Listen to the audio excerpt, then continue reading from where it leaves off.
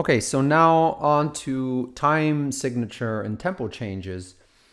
Let's say you want to change the tempo in the middle of the piece. How do you do that? Well, we know that we can change the tempo globally down here. We can go to BPM and change it to whatever we want.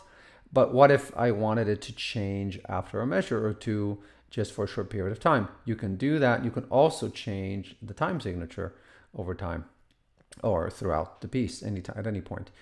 So here I have a straightforward, using the same drum kit we've used before, straightforward little 4/4 pattern. This is what it sounds like. So I wanted to make sure that it really sounds like it's in 4/4, so I give it a very strong accent right at the beginning.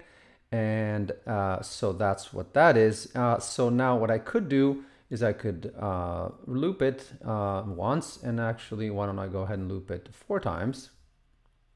So now I have a 4-bar loop. It's the same exact thing over and over 4 times. But in the middle, let's say at measure, right at the beginning of measures 3, I can put my play bar, playhead, whatever you want to call it. And now I can go to Shift C. And when I do Shift C, this window pops up. That's a tempo time signature marker. And now I can change my, my tempo. So I'm going to change it now to 120. And I'm going to hit OK. And what you'll see is that now I have a new time signature. It's called a marker. But effectively, at this point, you can see that the MIDI has shrunk, so the items are a little bit shorter, and that makes sense because they're being played back faster. So everything's kind of automatically adjusted to fit the new time signature. And so now if I play it back, you hear the pattern in 4/4, the pattern that I showed at 80 BPMs for 2 measures, and then it'll speed up and play at 120. And why? Just for the sake of completion, let's go back here and do another tempo change to 80 again. So now it'll go back to 80. So it'll play twice at the original tempo, twice at a faster tempo, and then back to the original tempo. So here it goes.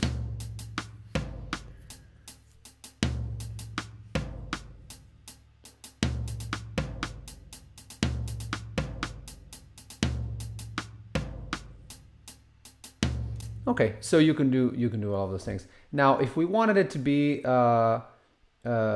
changing the, let's say I want to change the tempo, but I also want to change the time signature at the same time. So let's say I want to keep the same pattern, but I want to play it faster, and I also want it to chop it off so that it's in 3, so that it's a 3/4 pattern.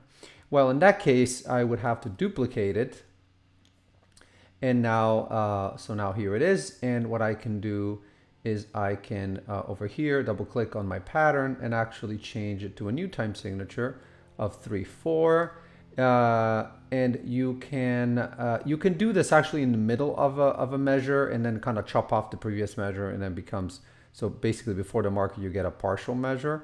In this case we have a complete measure, so don't need to worry about that. And you can see that now my timeline has changed, and the so if this is bar 1 and this is bar 2, bar 3 now is too short because it's in 3/4. So what I have to do is change my pattern. Now, if I wanted to continue looping it, I can't just go on like that because this is based on the original length. But what I could do is right click, glue the item, and then now I can just loop it fine.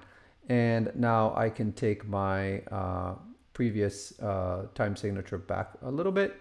And now I can just copy and paste this. And so now, see, now that's the reason that I wanted such a strong accent in the beginning. So now you'll be able to hear pretty clearly that the tempo, the time signature has changed as well as the tempo. So now, once again, we have the original pattern for 2 bars, and then the sped up and chopped off pattern for 2 times, and then back to the original pattern. So here's how that goes. Let me zoom in a little bit. Okay, here it goes.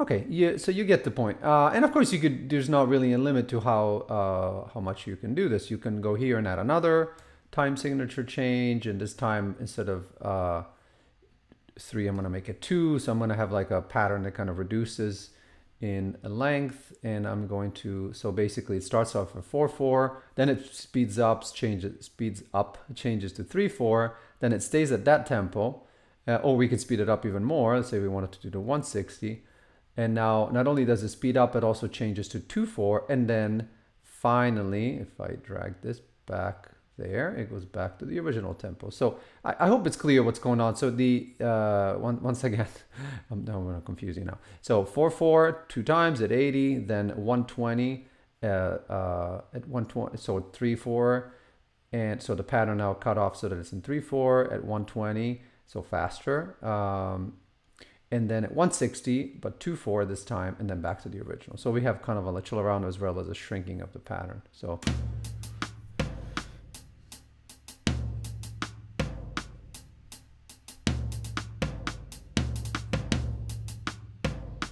Okay, again, no limit to this. You could do all kinds of really crazy stuff.